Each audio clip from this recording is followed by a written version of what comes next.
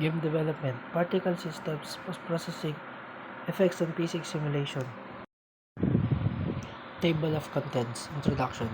Particle systems, definition and usage, common particle system in games, tools for creating particle systems, post-processing effects, definition and purpose, common post-processing effects, tools for applying post-processing effects, physics simulations, definition and importance, common physics simulations in games, physics engines and tools. Introduction. Brief overview of the importance of visual and interactive elements in modern games. Particle systems. Definition and usage. Explanations of what particle systems are and how they utilize in game development to create dynamic effects like smoke, explosions, and etc. Common particle systems games. Example of popular games that employ particle systems that the effects they create. Tools for creating particle systems. Introduction to software tools and libraries commonly used for designing and implementing particle systems in games such as Unity, Shuriken System, Unreal Engines, Cascade, and etc. Post-processing effects. Definition and purpose. Explanation of post-processing effects and their role in enhancing visuals or adding atmosphere in games. Common post-processing effects. Examples of common post-processing effects like bloom, depth of field, motion, blur, etc. along with the visual impact. Tools for applying post-processing effects.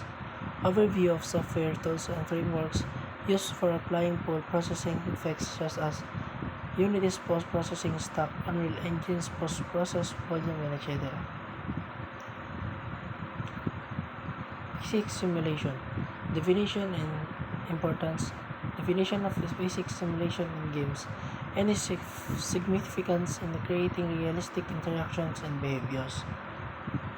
Common physics simulations in game. Examples of physics simulation used in various game genres like rigid body, dynamics, cloud simulation, vehicle physics, and etc. Physics engine and tools. Introduction to popular physics engines and tools used by game developers such as NVIDIA, SX Bullet Physics, Unity's built-in physics engine, etc. Common particle systems in games. Explosion simulating fiery bursts and debris when objects explode. Smoke and fire. Creating realistic smoke, plumes, and fire effects. Weather effects, generating rain, snow, or fog. Magical effects, visualizing magical spells and energy flows. Explosions, simulating fiery bursts and debris often involves using particle system in animation software like Blender or Maya. Smoke and fire. Realistic smoke, flames, and fire effects are commonly achieved through fluid dynamic simulations.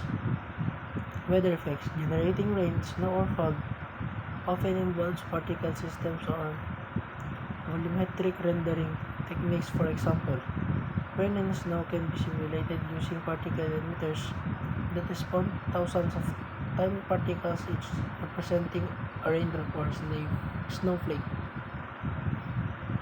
Magical effects. Visualizing magical spells and energy flows often requires a combination of particle effects, shaders, and animation techniques. Tool for creating particle systems. Unity provides a powerful particle system tool for creating a wide range of effects. Unreal Engine features Niagara and Cascade system for advanced particle effects. Godot offers an intuitive particle system for 2D and 3D effects. Each of these game engines indeed offers its own set of tools for creating particle effects, catering to different needs and preferences. Number 1 is Unity, number 2 is Unreal Engine, number 3 is Godot. Each of these engines has its own strengths and weaknesses, and the choice often depends on factors such as the project requirements, the developer's familiarity with the engine and the specific features needed for the desired effects. Common post-processing effects. Number 1. Bloom. This effect adds a soft glow to bright areas of the screen, often used to create a dreamy or ethereal atmosphere. It's commonly used to make light sources appear more intense or to create a sense of warmth. Depth of field. This effect simulates the focus of camera lens, blurring objects that are not in the focal plane. It's used to draw attention to specific objects or characters in a scene while creating a sense of depth and realism. Color grading. Color grading involves adjusting the colors of an image or video to achieve a desired look or mood. It's often used to enhance contrast, saturation, and overall color balance, helping to establish the visual tone of scene of a project. Motion blur. Motion blur simulates the blurring effect caused by the movement of an object scene. It commonly used in fast-paced action sequences to create a sense of speed and fluidity, making movements appear more natural and dynamic. Number 5. Screen space reflections. These effects adds reflections to surfaces based on what is currently visible on the screen.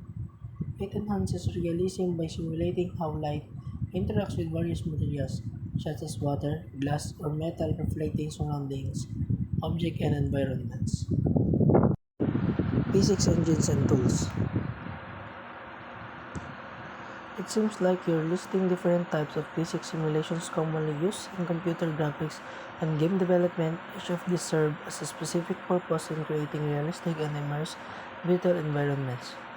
Rigid body dynamics. This simulation handles solid objects with fixed shapes that do not deform under force. Soft body physics. Unlike rigid bodies, soft body physics deals with objects that can deform under stress or impact. Fluid dynamics. Fluid dynamics simulations are used to model the behavior of liquids and gases. And the fourth is ragdoll physics. Ragdoll physics is often used to character animation, especially for simulating the motion of characters after they've been killed or hit by external forces. It's used to create more realistic and dynamic character reaction to impacts and falls. These different types of simulations can be combined to create complex and realistic virtual worlds in video game simulation and other forms of digital media.